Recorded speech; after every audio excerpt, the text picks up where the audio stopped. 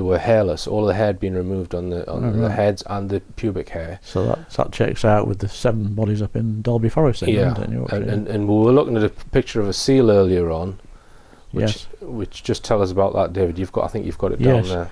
Yeah, this is interesting because we're back in Yorkshire again, on the beach at Filey, which is not a million miles from Dalby Forest, on the Yorkshire coast, and I think it's a harbour seal, and it's got some very neat holes at the back end. There's two circular holes, probably in the anal area, and the second one genital, and then there's a sort of oval-shaped hole further up its tummy, very close to the circular hole there, and then the head has been completely stripped of all tissue, not a whisker, and very neat sort of edge. There's a massive abrupt change between its neck area, with it's still the outer skin there and the blubber, and then you've got the skull and the jaw, including the ears and the back of the head, pristine,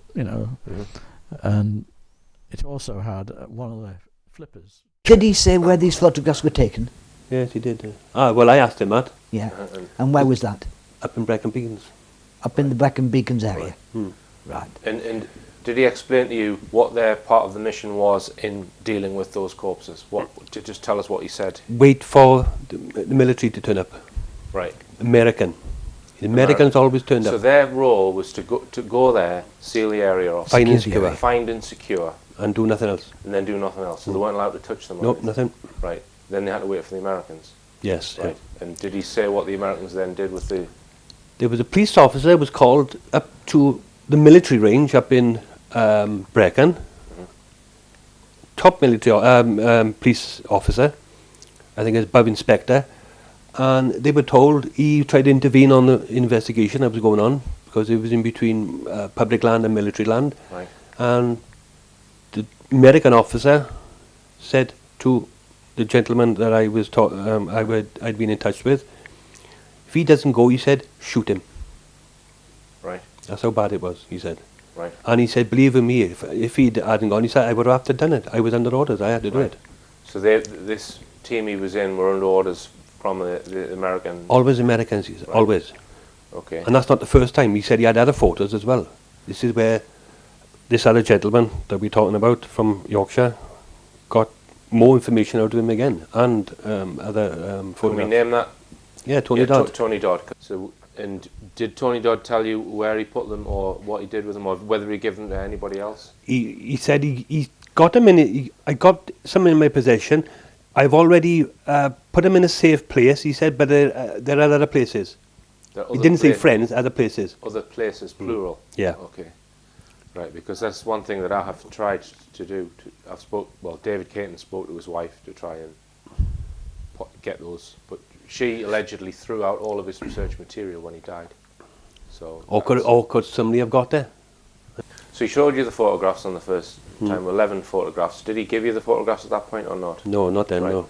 So did he tell you what they do with the bodies when the Americans take them away? RAF St Athens.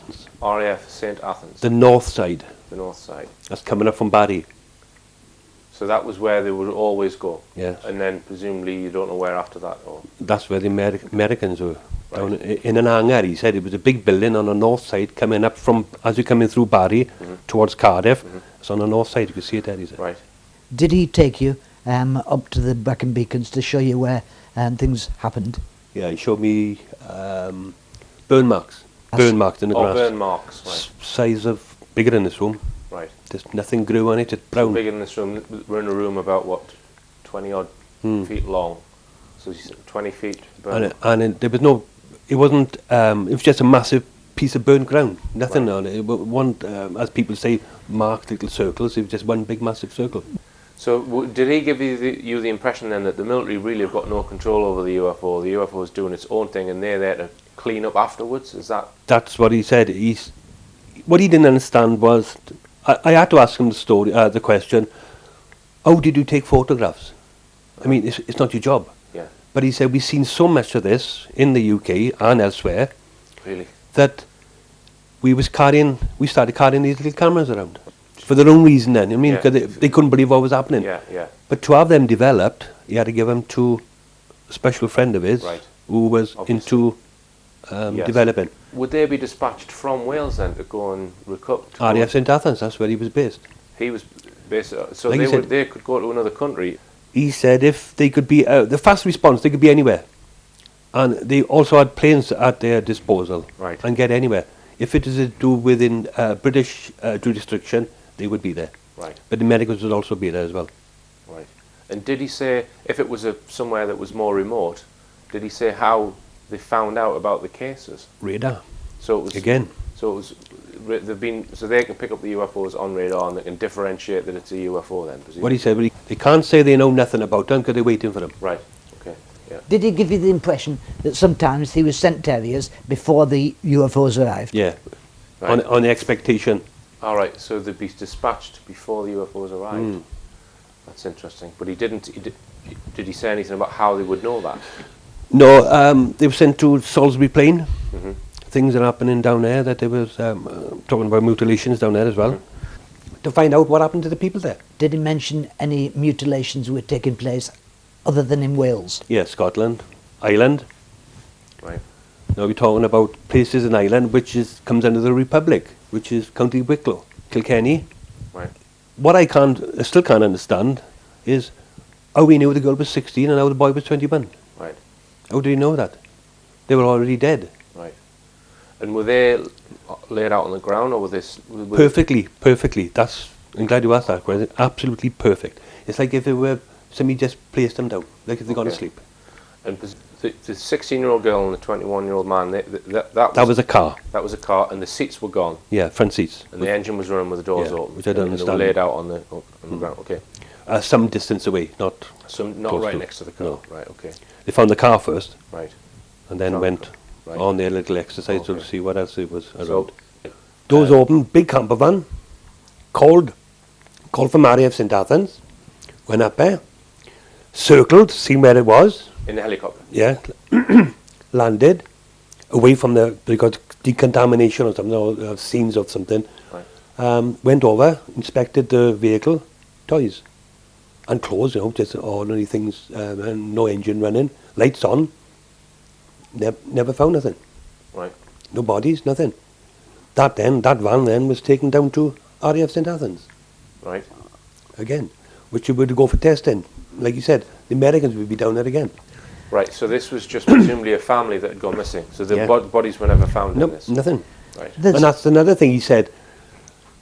We finding vehicles, there's nobody around, but there's no investigation. I got to be honest, so after you've seen something, and you get up in the morning, you can't believe what you've seen. Yeah. So in the conversation that very next day, which was the Tuesday, 7th of January, I asked him to meet again because I wanted to talk to him, asking some more questions. Like I said to him, what can I do with the information? He said, you can do anything with the information as long as you don't give my name. Right. So I asked him for the photographs again. Upon seeing them, I decided on that Wednesday night, I decided to go to the police on Thursday morning, Right. which I did. On Thursday morning. Did you didn't have the photos then, though? I had them. Oh, he gave you some. Yeah. Did he give you copies then, or originals? Or Copies, no, you wouldn't get... Were they colour copies then? Or? yeah, full colour. So he gave you full colour copies of what? All And they were 11 photographs. Or? Yeah, glossy, very glossy. So, and how many were there?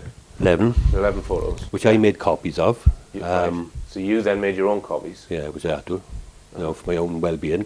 Yeah. And then I gave the 11 photographs to the police, South Wales Police, Yeah. which was Detective Constable Adams from Mr. Manic Police Station. Right. He said that they were going to arrest him that very minute after I'd come from there. Went home, went back in the morning. I come in back in the morning to see what happened. Went there. Could I speak to Detective Constable Adams, please? He's gone on holiday. You had given them all 11 photographs. Yeah, that's where they'd gone Right. to arrest him. They went to arrest him.